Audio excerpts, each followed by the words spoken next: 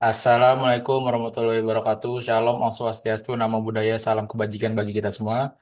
Selamat pagi, siang, sore, dan malam bagi teman-teman yang melihat dan Bapak Ibu sekalian. Di sini kita akan mempresentasikan Hijrah Bank, Scaling Syariah Digital Banking, Supply Chain, Financing, and Value Proposition.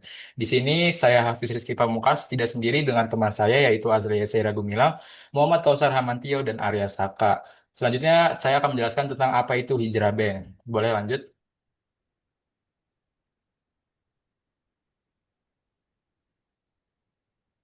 Jadi bagi yang nggak tahu Hijrah Bank ini apa, Hijrah Bank ini adalah bank digital yang bergerak pada syariah dan karena bank ini adalah bank syariah, karena ka- maka bank ini merupakan menganut sistem-sistem dari syariah yang diajarkan oleh Islam.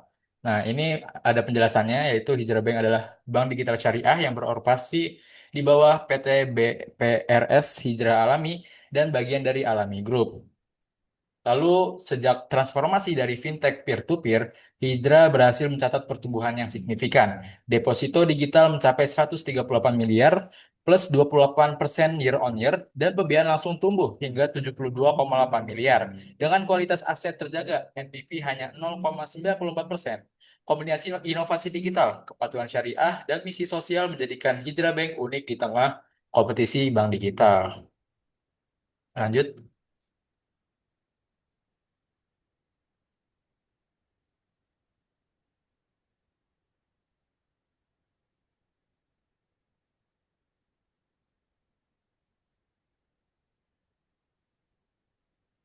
Nah, selanjutnya ada case context di mana saat ini Hijrah Bank berada pada momentum pertumbuhan yang menjanjikan. Dari sisi pendanaan, deposito terus meningkat hingga 138 miliar, sementara pembiayaan langsung melonjak 3 kali lipat menjadi 72,8 miliar dengan rasio NPV tetap terendah di 0,94%. Kondisi ini menunjukkan kemampuan Hijrah untuk pertumbuhan tanpa mengorbankan kualitas risiko.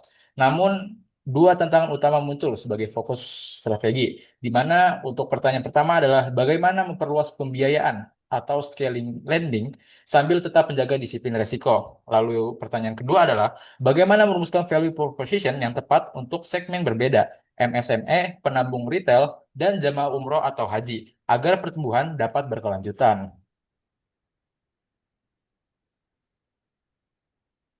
Oke, untuk selanjutnya di sini dari konteks tadi kita punya dua proposal yaitu proposal A di mana kita fokus kepada supply chain atau enggak kita fokus ke proposal B yaitu kita fokus di pilgrim economy.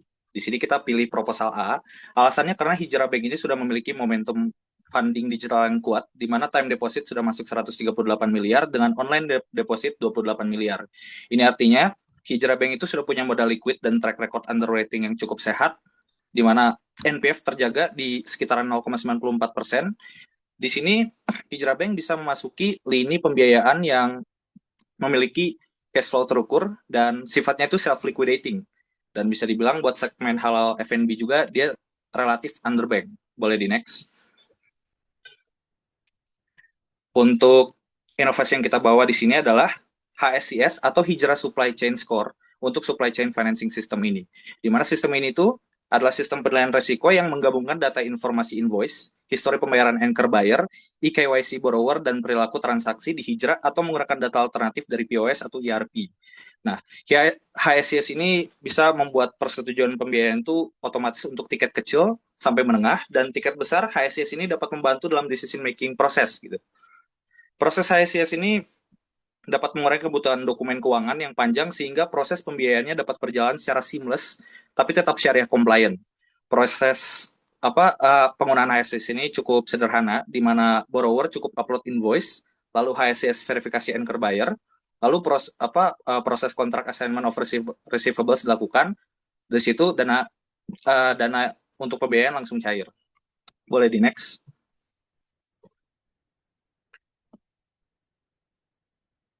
Untuk pilot project selama 12 bulan ini, target pilot kita adalah outstanding total 120 miliar dalam 12 bulan dengan pola ramp up bertahap di mana bulan 1 sampai 3 itu fokus kepada validasi di mana targetnya originasi 5 miliar per bulan.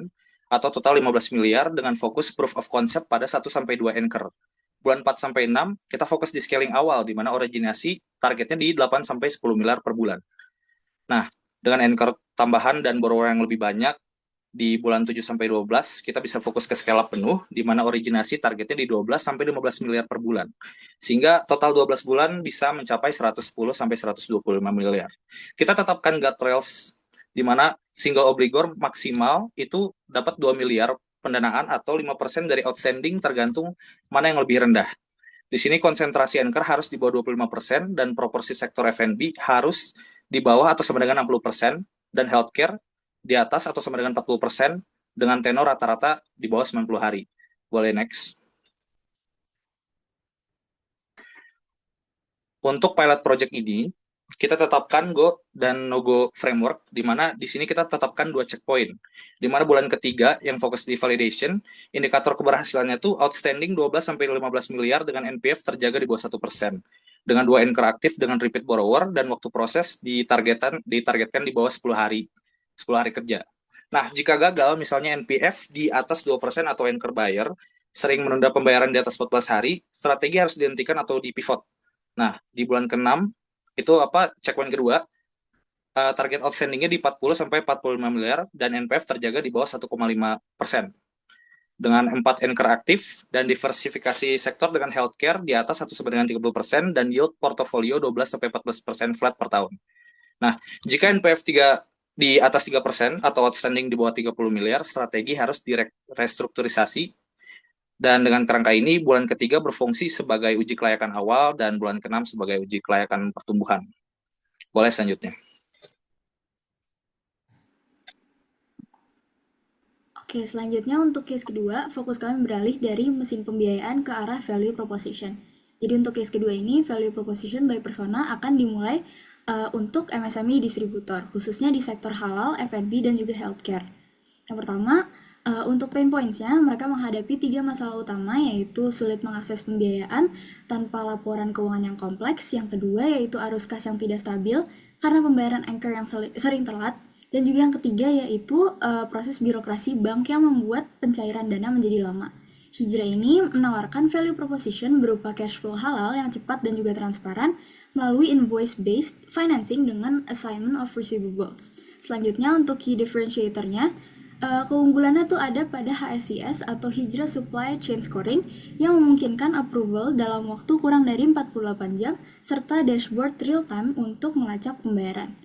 Kedua adalah retail depositor yang religius dan juga digital savvy. Pain point mereka adalah rasa khawatir akan adanya bunga yang terselubung, kurangnya transparansi akad, dan juga kebutuhan akan transaksi yang simple tapi tetap syariah. Untuk value proposition-nya adalah simpanan yang menenangkan hati berupa wadiah atau mudharabah yang jelas akadnya, aman karena dijamin LPS dan audit independen, serta mudah digunakan dengan ekosistem yang digital friendly. Untuk keunggulannya yaitu komunikasi akad syariah dibuat secara sederhana dan jelas, bebas jargon, monitoring bagi hasil yang langsung ada dari aplikasi, dan juga dilengkapi dengan fitur transaksi modern seperti QRIS dan PPOB serta Hijrah Box. Dan yang ketiga yaitu Pilgrim Saver, yaitu calon jamaah umrah atau haji. Mereka biasanya menabung tidak selalu secara konsisten, bingung kapan harus mengambil pembiayaan, dan juga prosesnya sedikit rumit karena melibatkan banyak pihak. Hijrah melakukan value proposition, yaitu langkah pasti menuju Baitullah.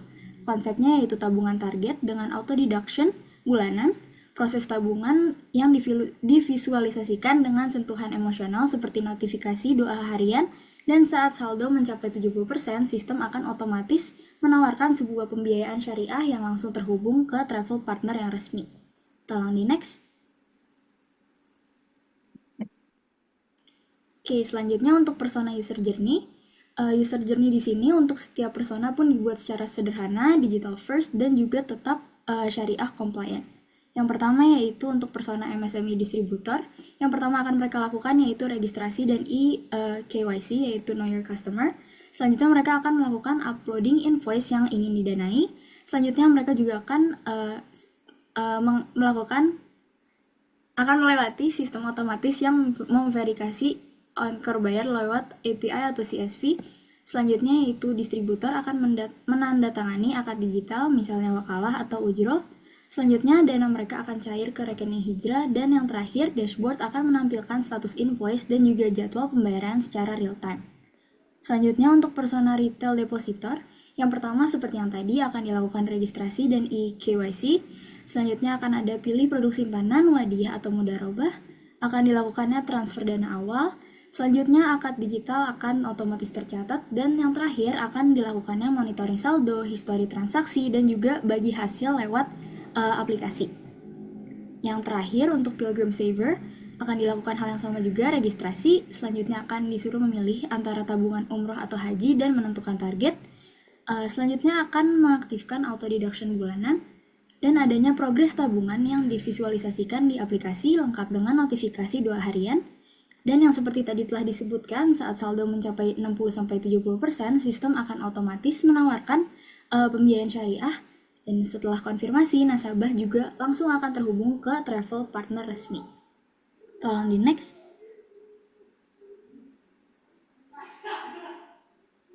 Oke, dan nextnya untuk seperti yang telah kita bahas sebelumnya, proposal A yang kami pilih menempatkan supply chain financing sebagai mesin utama pertumbuhan pembiayaan hijrah bank. Dengan pendekatan invoice-backed financing dan HFCS, pembiayaan dapat berjalan cepat, terukur, serta tetap sesuai prinsip syariah. Strategi ini memberi peluang pertumbuhan aset yang sehat dengan resiko yang terjaga di saat yang sama. Dan sementara itu, case 2 menghadirkan value proposition yang relevan untuk 3 segmen utama, yaitu UMKM yang membutuhkan cash flow dengan cepat, deposan retail yang mengutamakan transparansi syariah, dan calon jamaah haji yang menginginkan perjalanan finansial yang lebih terintegrasi. Di mana pendekatan ini membangun engagement lebih dalam dan loyalitas jangka panjang dan bukan hanya sekedar financing sesaat. Dan kedua strategi ini dapat saling melengkapi, di mana supply chain financing mendorong pertumbuhan aset, sedangkan diferensiasi pada value proposition dapat memperkuat basis dana dan memperluas jangkauan nasabah yang dapat dimiliki oleh Hijrah Bank. Dan kombinasi ini menempatkan Hijrah sebagai bank syariah digital yang scalable, trusted, dan relevan di ekosistem halal modern.